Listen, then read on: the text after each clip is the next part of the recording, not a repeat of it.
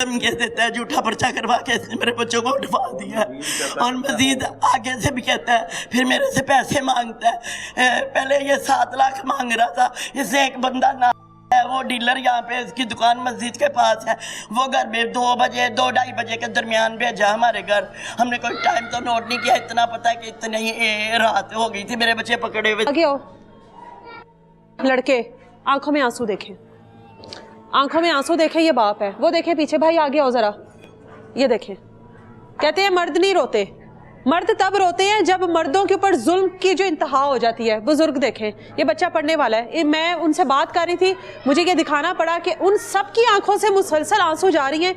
क्यों हैं जी? मर्द हैं। कहते हैं जी मर्द क्यों रोएगा, मर्द तो बहुत मजबूत होता है। भाई जब मर्द के ऊपर आप लोग इस तरह के पहाड़ तोड़ोगे, जब आप लोग उनका 20 से 25 साल पुराना खानदानी कारोबार तबाह करने की कोशिश करोगे, एक 2500 साइकिल, तुम इतने जिम्मेदार हो, तुम्हारे पास इतनी ताकत है, तुम्हारे पास वर्दी की इतनी तुम्हारे ऊपर सवारी है, तो तुम 2500 रुपए की साइकिल के लिए तुमने एक आम शहरियों की जिंदगी को अजाब बना के रख दिया। वो स्कूल जाने वाला बच्चा, कोई कॉलेज जाने वाला बच्चा है, उनके पूरे मुस्तकबिल पर एक दाग लगा दिया, उनके ऊपर पर्चा करवा दिया। हर आम शहरी पर्चे से डरता है कि भाई हमारे बच्चों के ऊपर कोई FIR ना हो, हमारे बच्चों का जो करैक्टर सर्टिफिकेट है वो ना खराब हो। बाहर जाने के लिए मसले, यहाँ पे रहते हुए मसले, सबकी आंखों में से आंसू निकल रहे हैं। तो सोचे कि जुल्म की कितनी इंतहा होगी, और जुल्म करने वाले अपने ही वो मुहाफिज के जिनके पास आपने जुल्म की शिकायत लेकर जानी है।